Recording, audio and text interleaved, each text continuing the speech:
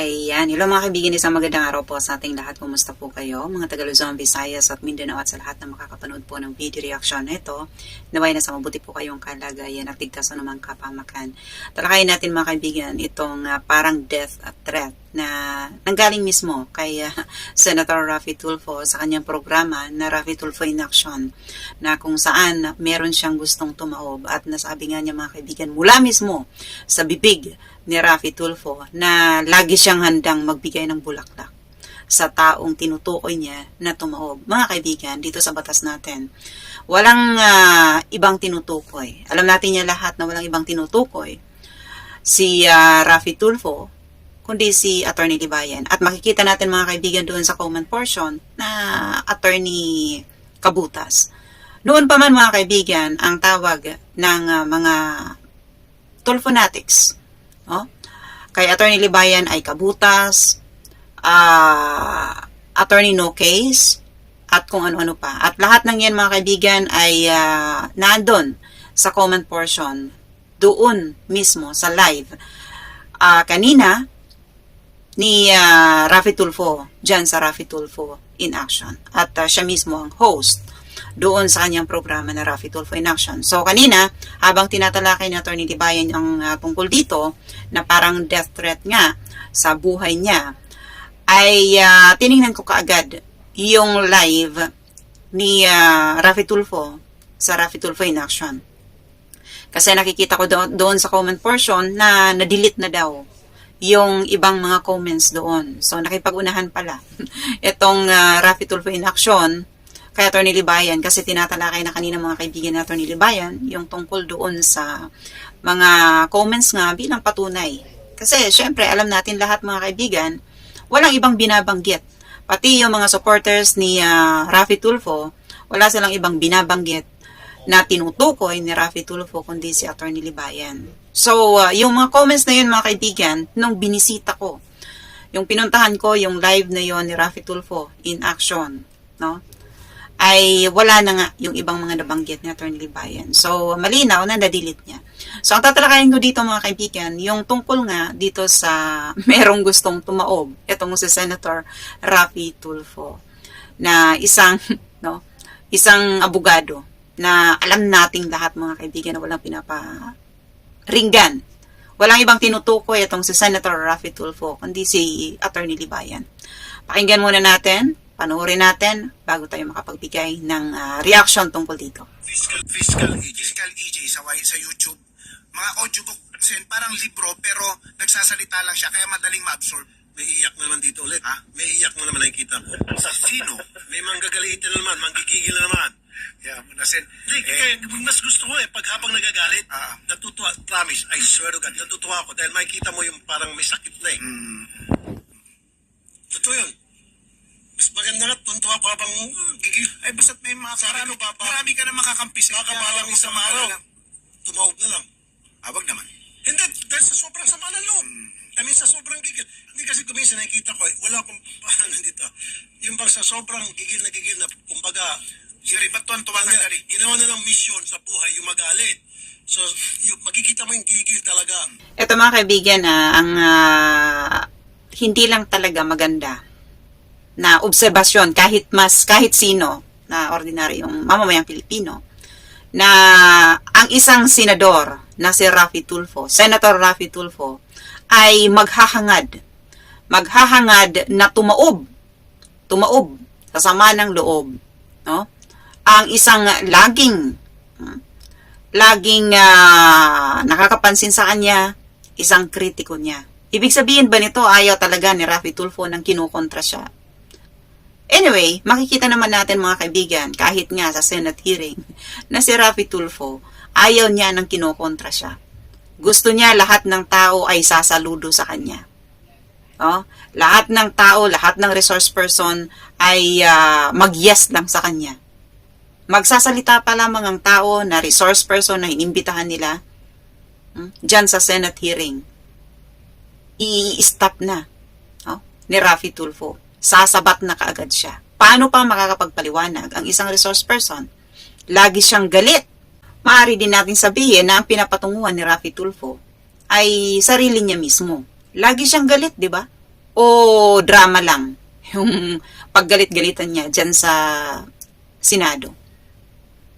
Mga kaibigan, Senator Raffy Tulfo, you are a senator of the Republic of the Philippines. You shouldn't say na baka isang araw may kasi ang pinakaunang papasok sa interpretasyon ng mga manonood ay hinahangad mo talaga na tumaob, no? Atakihin sa puso ang isang tao na kumukontra sa iyo. 'Di ba? Ganyan na ba ang mga senador natin, mga kaibigan? Kahit pa na andyan siya sa programa niya na Raffy Tulfo in Action, still, you are a senator. Na dapat ikaw ang huwaran ng lahat ng mga viewers. Kung ano man ang binabato sa iyo ni Atty. Libayan, pwede mo naman nasagutin ng maayos. Pero dahil ayaw mong sumagot, di ba? Ayaw mong pasinungalingan ang lahat ng mga ibinabato sa'yo, baka kasi lahat totoo ito, ay gusto mo na lamang na mawala ang isang tao. Hindi talaga ako makapaniwala na nasabi ito, mga kaibigan, ng isang senador ng ating bansa. Diba? Kasi nakakababa ito. Diba? Marami ang tumitingala sa iyo, Raffy Tulfo, na mga mamamayan natin. Kaya nga naandyan ka sa Senado, iniluklok ka nila. Pero sa isang abogado na bumabatikos sa'yo, diba? Na hindi mo masagot kung ano yung mga ibinabato sa'yo. Diba? Kasi kung talagang mali si Atty. Libayan sa lahat ng mga napupunan niya sa'yo, dyan sa Raffy Tulfo in Action, maging sa Senado, sa lahat ng mga Senate hearing na dinaluhan mo. Kung sa palagay mo mali siya, patunayan mo na mali. Pero yung sasabihin ng isang Raffy Tulfo, Senator Raffy Tulfo, senador ng Pilipinas, na para bang gusto niyang tumaob na lang yung isang taong kritiko niya, isang taong laging pumupuna sa kanya, diba? Ay hindi kaaya-aya na panuurin. Senador ka, dapat ikaw ang nagiging huwaran ng mga manunood. Hindi yung dahil galit ka sa isang tao na pinupuna ka, ipapanalangin mo na lang na tumaob na ito, atakihin sa puso. Di ba?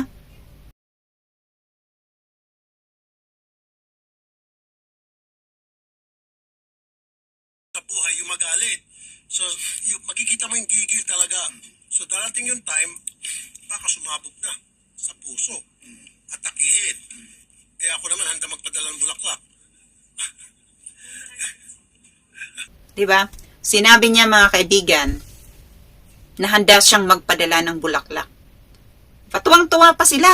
Tuwang-tuwa pa sila habang pinapanood sila ng 26 millions na mga viewers. Diba? At sa ngayon, mga kaibigan, napakarami na nang nakapanood. Pinagtawanan, ininsulto si Atty. Libayan. Sa segment na yan. Sa episode na yan. Diba? Ganyan pala si Raffy Tulfo. Ganyan pala siya. Parang lumalabas na talaga yung tunay niyang ugali. Mayroon pala siyang balak. Diba? Na kung sakaling tumaob. Iba kasi yung interpretasyon ng natin na mga viewers. Mayroong gustong mangyari. Si Senator Raffy Tulfo dito kay Atty. Libayan. Kasi hindi yan masasabi ng isang matinong tao. 'Di ba? Yung gagamitin mo lang yung baka magkasakit siya at tumaob na lang siya. Pero deep inside, galit na galit ka. 'Di ba? Siyempre, nasa harap ng kamera, mga kaibigan. Nasa harap siya ng kamera. Yan ang sasabihin niya. Akala natin dahil hindi siya sumasagot, 'di ba? Hindi ganyan ang nasa isip niya. At hanggang ngayon, inaantay natin ang bawat sagot sana o magiging kasagutan nito ni Raffy Tulfo sa mga ibinabato sa kanya ni Atty. Libayan.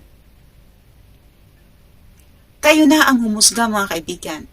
Tama ba sa isang senador ng bansa natin na magsalita ng ganito? Di ba? Paano na lamang?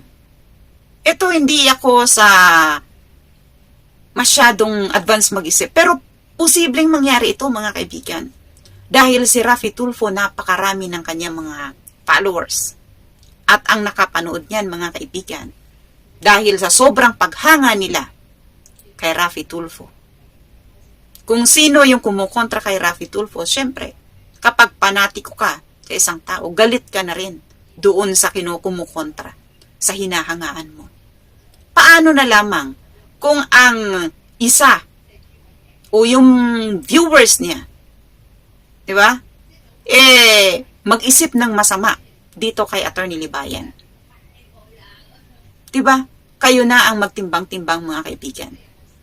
Kasi para sa akin, talagang hindi maganda ang nabitawang salita na ito ni Senator Raffy Tulfo. Ako po muli si Luang, inyong ka-informative. Mabuhay.